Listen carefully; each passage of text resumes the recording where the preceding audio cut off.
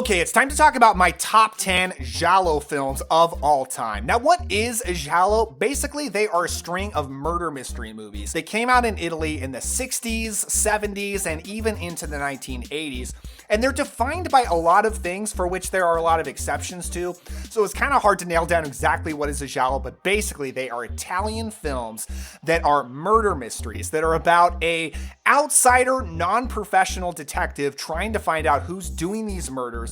The murders are usually by some kind of black glove killer. They tend to be a lot more violent, graphic, and over-the-top murder scenes than you're going to see in a typical murder mystery like an Agatha Christie movie or something like that. That's why giallos get very much embraced by horror fans. There tends to be a lot of sexuality to them as well. So what do I really consider a giallo? Well, I'm pretty straightforward. So if there's a movie that people argue about whether it is or isn't a giallo, my answer is pretty much always no. And I think I can really explain to you what I believe is a giallo by telling you that I do not believe Suspiria is a giallo. A lot of people disagree. Some people think it is. And if you disagree, you think it's a giallo, that's totally fine. I really don't care at all. You could call it a giallo all you want. But for me personally, I don't think so, and it's not showing up on my list. But I should introduce myself. Welcome to the Cobweb channel, everyone. My name is Daniel. Now, I just have 3 very quick disclaimers before we jump into my top 10. Number 1, all of these movies are Italian films. Now, there are some movies made by other countries that are very much like giallos, sometimes just get considered as giallos, especially from Spain. I'm not worrying about those. We're just talking about Italian films. Number 2, I'm only including 3 Dario Argento films, and then peppered in some other directors throughout.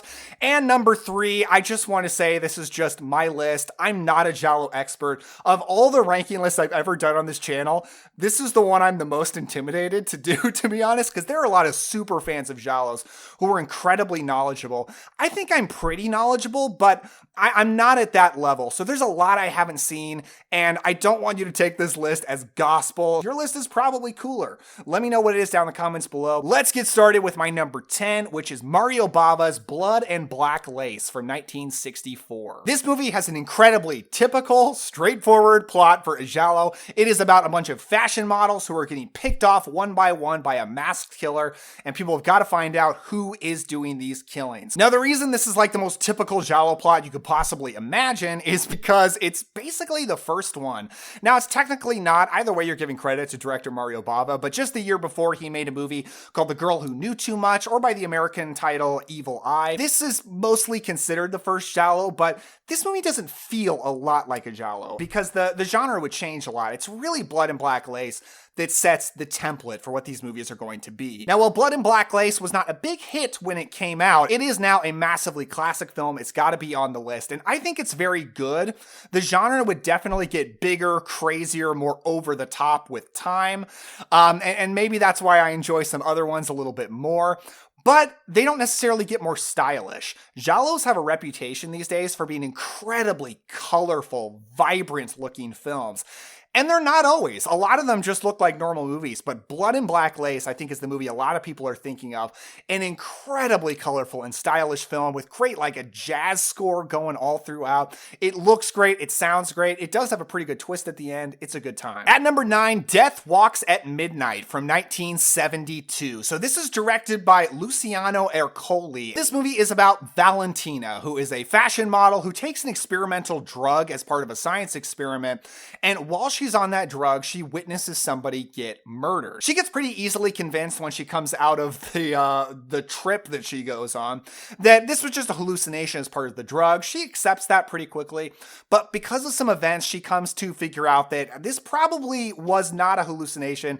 This probably really happened. Now, usually when I do a lot of ranking lists, I'm including like 1 or 2 movies that I just saw for the first time, and this is the one for this list. I just watched this on this Arrow Video Blu-ray. I own most of these on Blu-ray, so I'll show you my physical copy, but giallos are actually super available on streaming. They're very accessible, so if you want to check out some giallos, you could do so on streaming dirt cheap, so that's why I don't own all of them. But this is a darn fun movie. I mean, the lead actress is Neves Navarro. Hopefully I'm pronouncing that right. A lot of Italian names, so I'm going to do my best. Her as this main character, Valentina, is so fun. I mean, she is such a fun character. She's so take charge, has so much agency, which are very stereotypical things for people to say about female characters. I recognize that, but it just makes this female character more fun to watch than just some of the more passive lead characters that we watch a lot in this genre. I really like the twist on the genre this has, that we see the face of the killer in the opening kill scene that she witnesses while she's on drugs. He uses this crazy glove with spikes to murder a girl, so the kill scenes are definitely more stylish because of that crazy weapon that he uses. And so it's not necessarily about who is the killer, but about finding out who is this guy, what is his significance in the story, and why is he doing this. And even so, by the end, the movie's got a crazy twist I did not see coming. It actually is a solid mystery. And the movie ends, I'm not spoiling anything, I'm just telling you, it ends with a long, crazy fight scene. It's like John Carpenter's They Live, and giallos do not typically end with a really long hand-to-hand combat fight scene that just gets bigger and crazier the longer it goes. That's very unusual, but this movie does end like that, and it's pretty darn fun. At number 8, Dario Argento's Deep Red from 1975. So this is about a musician, or a pianist, as he calls himself many times throughout this movie, who witnesses the murder of a woman in her apartment. He runs to the scene, he misses the killer, and the movie is about him trying to find out who did this killing and who does some other killings that go throughout the film. So this is probably the biggest classic of the giallo genre. A lot of people consider this the best this genre ever got. Dario Argento is definitely the biggest director of this genre. Mario Bava started it, but Dario Argento is the one that made it popular. And I don't love Deep Red as much as a lot of other people do, but it's still a really good movie, a really good mystery. I love Daria Nicolodi in this. She's in a lot of giallos because she was actually married to Dario Argento for a long time. So he put her in a lot of his movies. But she's great. She's always great in her movies. She's so fun in this. There's this great scene where our main guy talks about how women are weaker than men. I think that a woman's gotta be independent, so she don't start with me about all that woman stuff. And so they can't do what men can do. And she challenges him to an arm wrestling scene and beats him. Ha!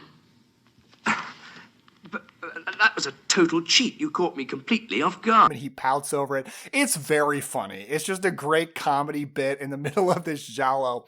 But this movie does have awesome, elaborate, stylish kill scenes. It's a beautiful looking movie. And the theme by Goblin. Goblin is a band that did a lot of Argento's movies, did a lot of Italian horror movies. The scores is my favorite thing about the movie. The music is my favorite thing about this film. It is awesome.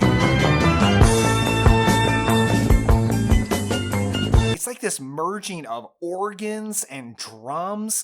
It's incredible. Like, it just gets the blood pumping like almost no other movie theme possibly can.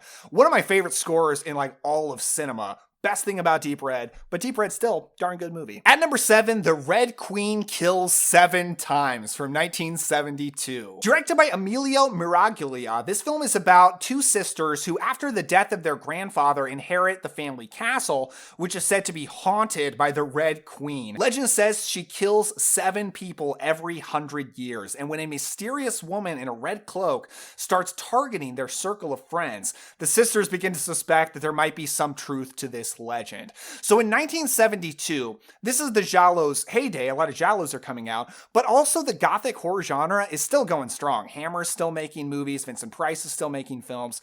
And this movie is very influenced by the gothic cinema of that time. It's one of the most gothic giallos I've ever seen.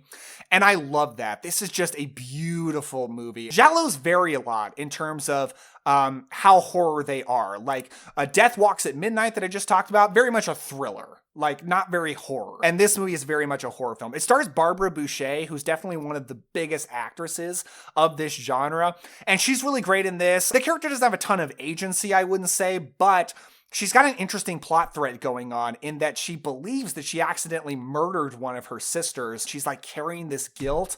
And that's a really good way to just run just tension throughout your thriller. Like Knives Out from Rian Johnson did that really well. And this movie does that really well.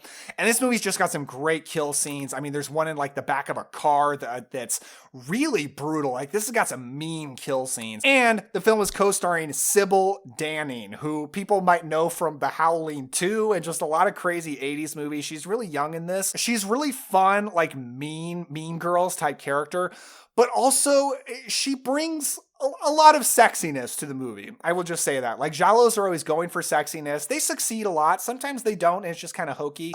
This movie succeeds. Yeah, that's all I'm gonna say. At number 6, The Case of the Bloody Iris from 1972. Directed by Giuliano Carnimio, this film is about a high-rise apartment that's populated by a bunch of models who become the focus of a mysterious serial killer. When a young model named Jennifer and her friend Marilyn move into one of the victim's former apartments, Jennifer becomes the next target, and they try to figure out who is the killer. So this is the first movie on the list that's starring Edwige Fenech, and I would say she is the biggest actress of the entire giallo genre. She's in a ton of them. She's always great. She's just one of the most like ethereal, beautiful women I've ever seen in my life. But also, there's a little something for the ladies in here as well, and fellas, if you're into that. And his name is George Hilton, and he is also in a ton of giallos. Him and Edwige Fenech did a lot of movies together. Love seeing them in this movie. And this film is basically a very typical giallo, a lot like Blood and Black Lace. Like, it has basically all of the points that you would expect to see in a giallo. It's a representative giallo, I've said before. Like, it's just very representative of exactly what this genre is, but also what this genre does really well. Like, I love this movie. I've always considered it like very underrated, but now that it's gotten a 4K release from a brand new boutique label called Celluloid Dreams, I think a lot more people are checking it out, which is very, very cool. It's very entertaining.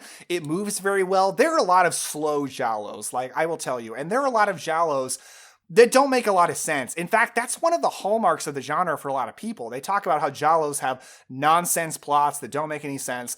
Some of them do, but my favorites, like, that's not the case. They do have pretty good plots, and I think this one does. It's a pretty good mystery. It's got a really good reveal at the end. This is just what giallo does best, and I love it for that. At number 5, A Blade in the Dark from 1983. So this is about a composer of a horror film that moves into a house just to rent it, just to work out of, to compose this film. And he starts to figure out that there might be some murders occurring in the house right under his very nose. So this movie is directed by Lamberto Bava, the son of Mario Bava, and I love Lamberto Bava. Like, he gives Mario Bava a run for his money. He also did Demons, which is just one of the great Italian horror films of all time.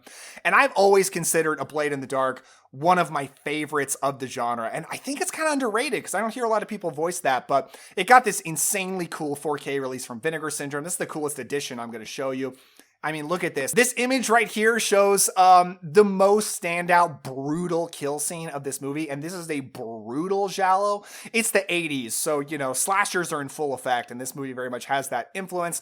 But you slide that off, and this slipcover in here, I feel like is kind of a better representation of the movie, so I'm going to hold this up. But yeah, I really like this movie. It looks fantastic on 4K. I really like our lead character, this composer. And it is just funny that basically the movie is all these women keep like popping up at his apartment, visiting for different reasons, and they get murdered there, and he doesn't even really know it happened. And he starts figuring out, not necessarily who is the killer, but did kills even happen? And that's just kind of fun and funny. The movie is populated by a lot of fun side characters. The kill scenes are brutal, especially that one in the bathroom.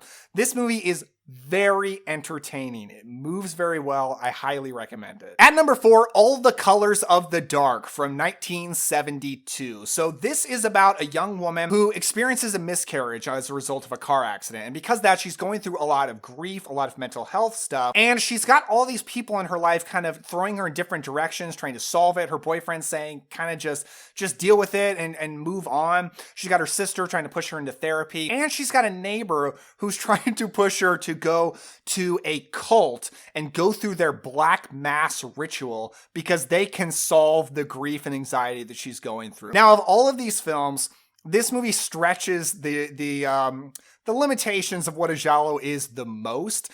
It's not really a murder mystery, although murders are definitely happening, but the horror is more so coming from this satanic, I think I could probably say satanic, cult. And that's not typical for the giallo genre, but it's just such a giallo in terms of how it looks, how it feels, the actors. This is another one starring Edwige Fenech and George Hilton. I think this one stretches the acting ability for Edwige Fenech more than the case of the Bloody Iris, because she's a woman who's just going through this horrible grief as a result of this terrible thing that she went through, and the people around her just not being very sympathetic and not pushing her in positive directions. So you really feel for her, and the cult stuff is pretty scary. There's some really good violence in here.